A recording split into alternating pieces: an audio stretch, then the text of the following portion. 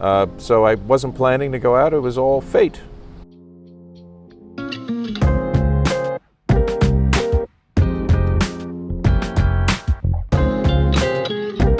I think I'd seen you around the club many times, but never really got to see you. Because first of all, I want to thank you for coming here. Thank you for being on the podcast. This is Heidi's husband. So those of you that aren't watching these back to back, he's going to be 349, episode 349, and I'm going to make his wife 350. So it matches 10 times. Anyway, I usually start off by asking, where were you born? Where was I born? I was born in New Jersey. So you're in Jersey guy? Yeah.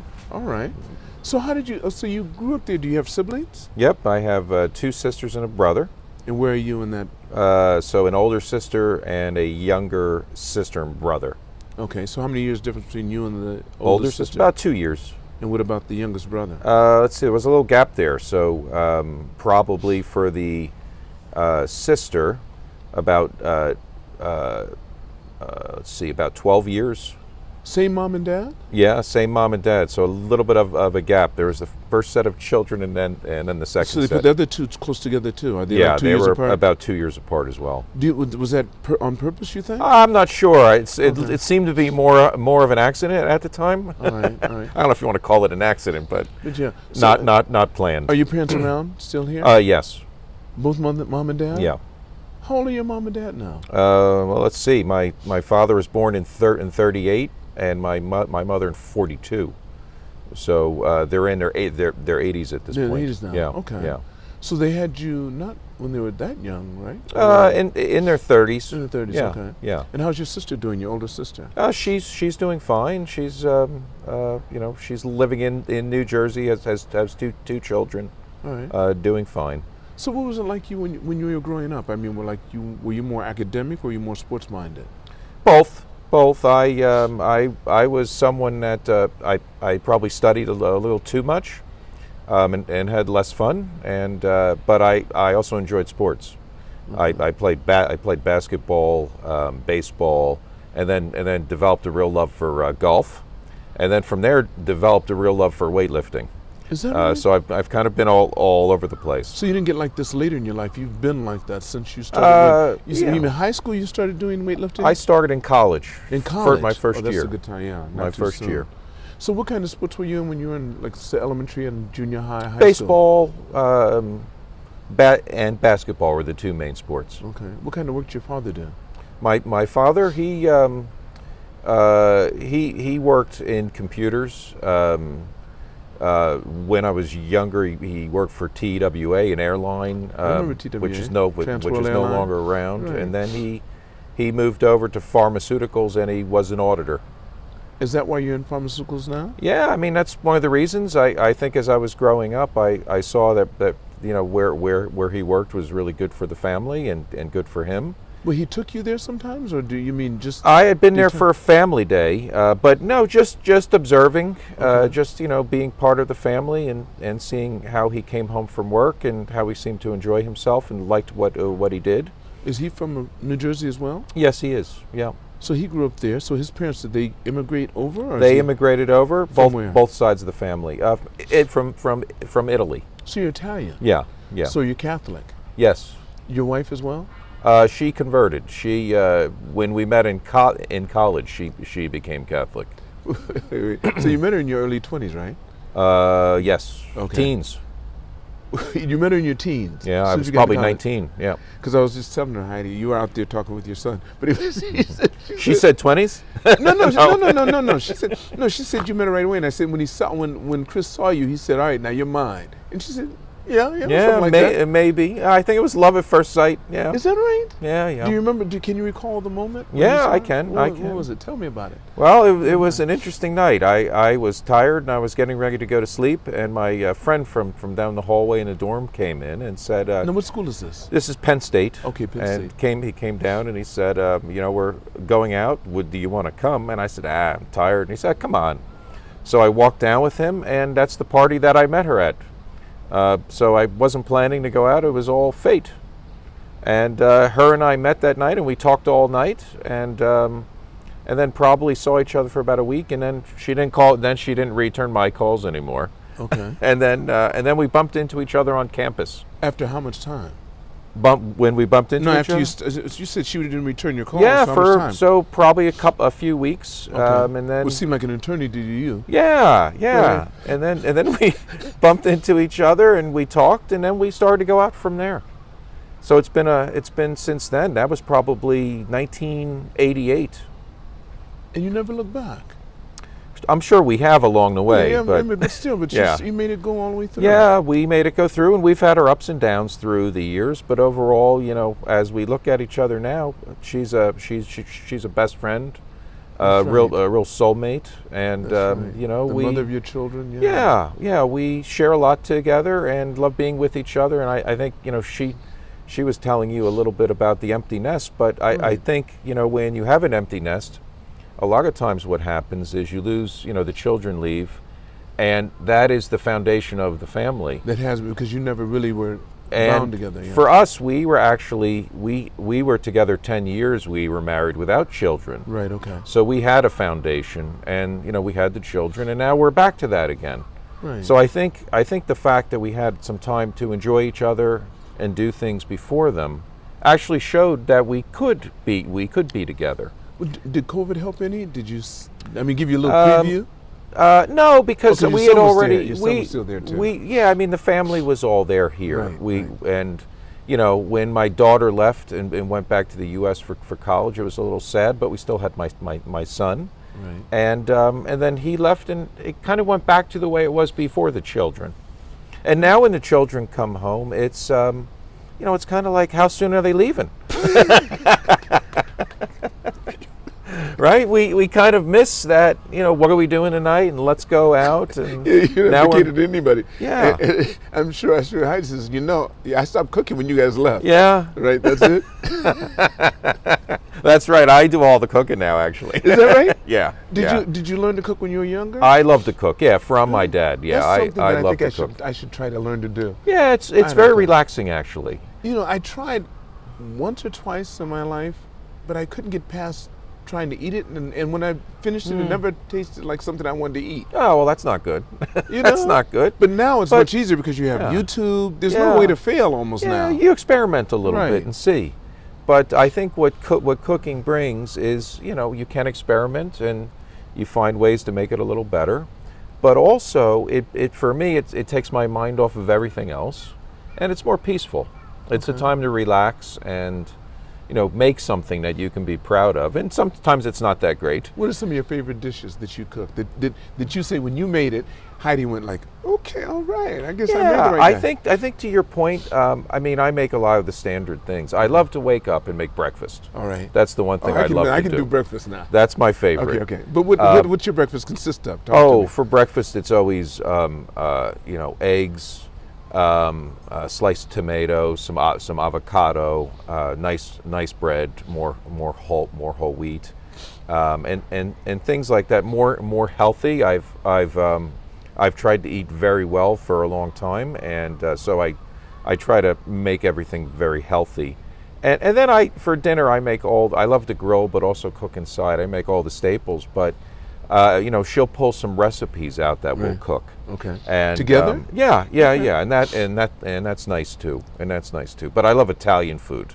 I imagine. So you that's some nice meals there. a nice linguine And some fish. pasta and fish. And- yeah, that's what she and a said. lot of That's what fish. she was saying. She said Yep. she does you do a lot of fish. You Yes. like to grill a lot of fish. Yes, I love fish.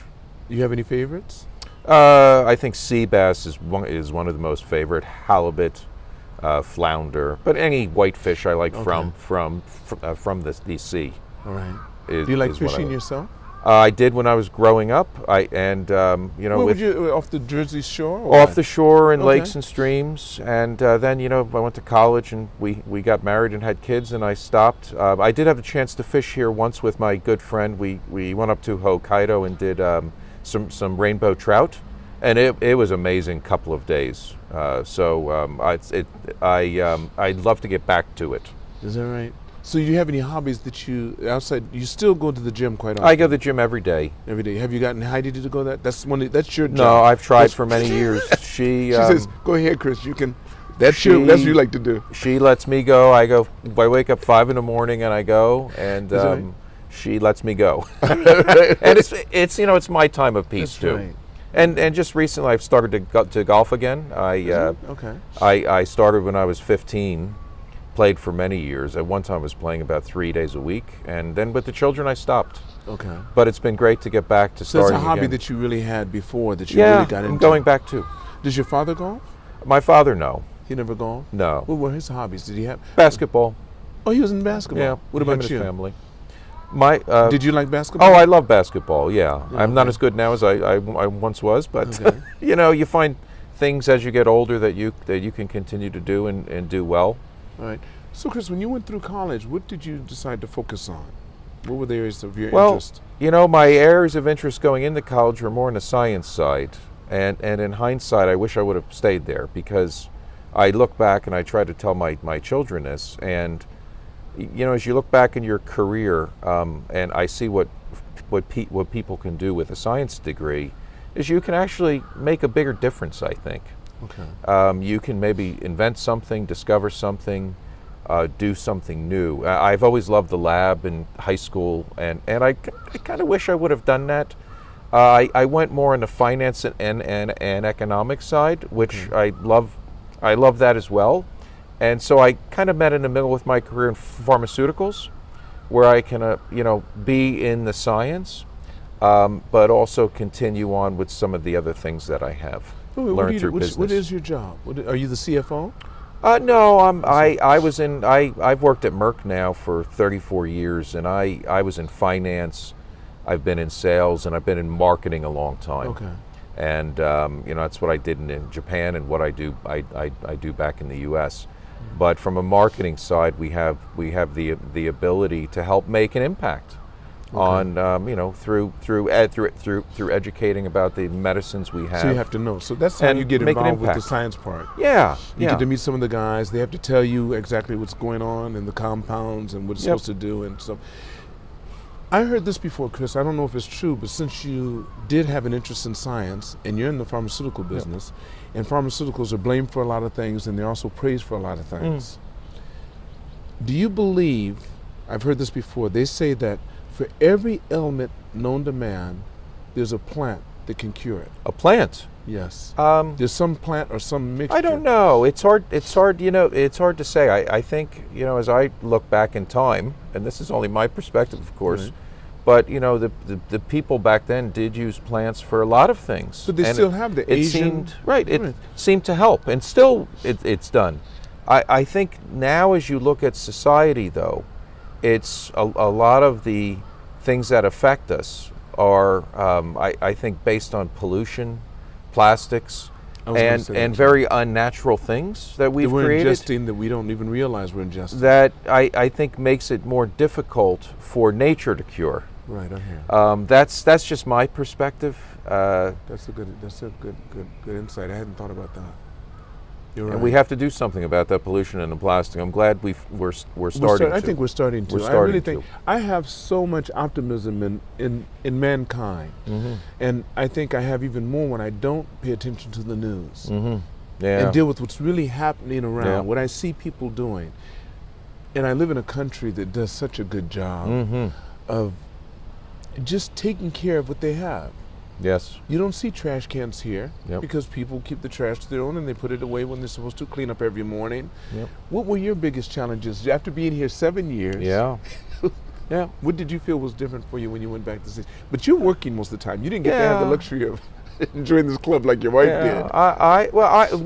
We had a great time professionally and personally here, and like Heidi, I would say this is a second home to us, and I think as we left, it was a sad time.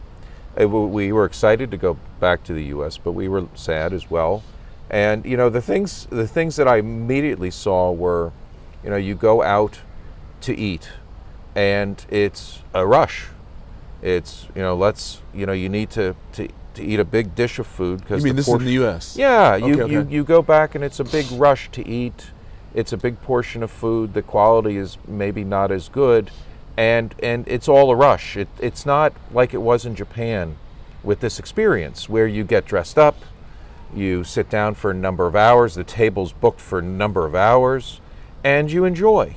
And you know, you sit there, you don't have your phone, you sit there and talk with each other.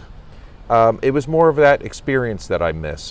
When you go back to the U.S., what I found is, well, you can have the table for 45 minutes. You mean they actually tell you Oh, that? yeah, and it's a big rush. Oh, and yeah. These are nice restaurants? Yeah, I mean, you know, a mixture. A mixture, okay. A mixture. But there's a time. There's expectation of how long you're going to be at a table and the experience you're going to have compared to here. The experience is very different here.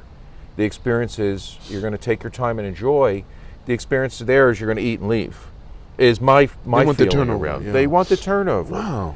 That's the one thing, and then the other thing, as you're sitting down to eat, restaurants are very noisy, very loud. Everyone talks very loud, and so you have to talk loud to communicate to the person with you. Here, it's very, very nice, very quiet. People just talk with each other, and it creates that great experience. To me, that's the thing I miss the most, is the food and the experience of eating here. Do you have any dishes that you missed that you had here that you can't get there? Well, Not the same? I think the sushi, of course, you got seafoods here that is are the best and the best, right. the best, right? What Fresh. does it taste like when you get it there? Have you tried it? Oh, I've had sushi. I would say the difference is here it melts in your mouth. That's right. And there you got to chew it. There it's a little more chew. It's not as fresh, perhaps, in the way it's Right. done. I will say, I mean, I developed a love here for pizza. The pizza I find at some of the restaurant here is the best I've ever had in my life. Are you kidding me? I always tell the story when I go back about how I would, you know, a cold day, I'd come off the subway, I'd go to a little pizza restaurant near where we lived, and, you know, a big wood burning stove. You're talking, wait, where? In Japan? In Japan, and where we lived, a big wood burning stove, a pizza oven. You sit at the counter, have a nice cold beer, and they prepare the little pizza right in front of you, and it's fantastic. I miss it every day. Have you been to Nim's? Yes. Their pizza's good. Yeah. They knock it out of the park. Yeah, they have some wonderful. Don't they? Yeah. But not only pizza, I find you know, in Tokyo you can get any food. And it's always done well. It's the always best done they well. can. It's always done well. People take pride. They do. And because they'll go someplace, it could be Europe. They'll stay there They'll for a learn. long time, learn it. Yep. They'll come back here Yeah. and try to implicate, but they do it perfectly. They do, and they take great pride in it, and they want you to be happy. That's right. So I missed the food experience and the quality. All right. So how did you feel what did you like when you went back that you felt that you didn't have here that you got there? I mean, obviously here the one thing that we got used to was just the language, and I've learned a little Japanese. My son did the best; he can read, write, speak. I've learned a little bit, and Heidi has learned a little bit. My daughter, but it has its challenges. But you know, with the technology, you can get over it, and you can do great here. But going back to the U.S., that takes that piece off, where it becomes back to the native kind of language, and you can go in and you know, take that kind of stress off of worrying about things and what could happen, and I don't speak, and does the other person will they understand me? Right. It takes that little piece off. Now in Japan, did you ever have any frustrations being a foreigner coming over here? Any issues that you felt like?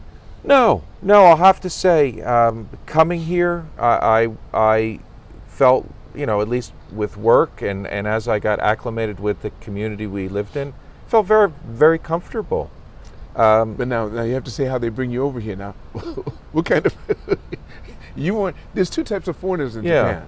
Those surviving and those thriving. Yeah. If you're surviving, they have a whole different story about what it's like to be in Japan. Yeah, I've heard the stories. You know what I mean? I've heard the stories. But if you're thriving and you have a Meishi they respect right away, you come here with Merck, come on. Yeah. And the kind of home you live in, I went to your home. Most people Japanese don't even know. Right. They don't know that people live here like that. Mm-hmm. And this club, it's one of the best kept secrets in the world. They've never seen anything like. They walk into this and it's like, it's like a dream. Like it's better than Disneyland. You know? Yeah, it's a wonderful experience. But So- I think the club okay. helps with that. Actually, you come Doesn't here, and you immediately have a place to, you know, Speak with people, talk with people about home. That are very similar to you. That Very do the same thing, similar, right? and at the same like that. time, you meet people from Japan, and you get to know people here too. That's right. But you're right. I've heard all the stories from our situation. And I'm the type of person that at first when I go into something new, I like to understand it and listen and absorb. And then I see here's how I'm going to get along here. Okay. So I'm more easygoing and in that way, and try to figure out the best way to get acclimated. But I've enjoyed the experience here. Did you find it? How long did it take you to feel like you were acclimated when you came to Japan the first time? I think I was here for about 3 months by myself before Heidi and the children came. Once she came and the children came, and we got into the school, and we started to make friends. I think then it starts, and you start to find the places you like to eat and go, and baseball game. Then it becomes like home again. Right. But at first you're like just trying to get used to it. Right. It was your first time leaving the U.S.? Yes. Yeah. Wow. Yeah. Have you ever decided, think that you want to go to Europe or anything like Yeah, that? I'd actually love to. I'm very open to other experiences. I found this to be one of the most rewarding ones of my life. And I tell people that all the time, that this made me a better person. Is that right? So I think it, for my family the same. They have a whole different perspective on the world and on life, on diversity, than they would have ever had. And the same with me. Of course. So I'm very open to things like this now. First it was a little scary, but once I got into it, I loved it, and I wouldn't change anything about it. I find for people that are of European, let's say American, Anglo-Saxon descent, when they come to Japan, it's the first time in their life, I don't care how they come, where they see themselves as a second-class citizen. Yep. And they can see it. They know there's places they cannot go, things they cannot get access to because they're not Japanese.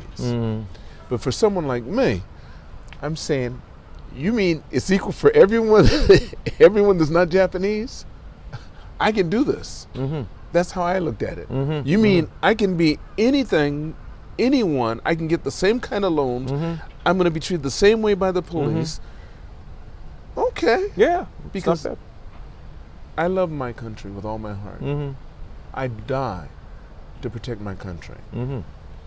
But I can't live in my country because there's too much trauma for me there. And I see it all the time. No, that's just the way it is. That's the way it is. And it's a human issue.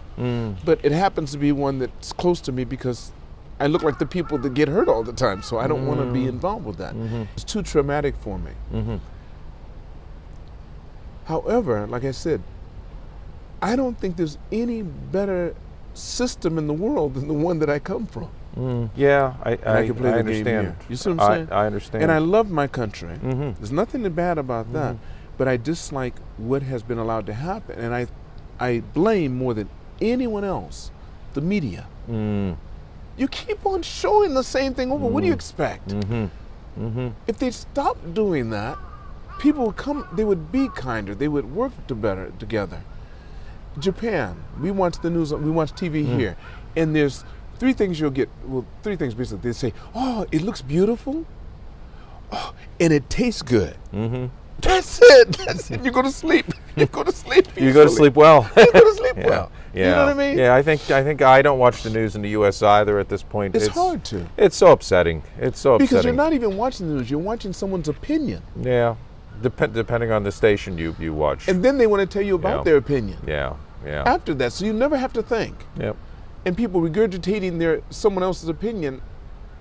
So I like this, where people have traveled a little bit. Yep. We've been qualified a little bit to get into the club to start off with. You know that you have some financial prowess, or you couldn't be here.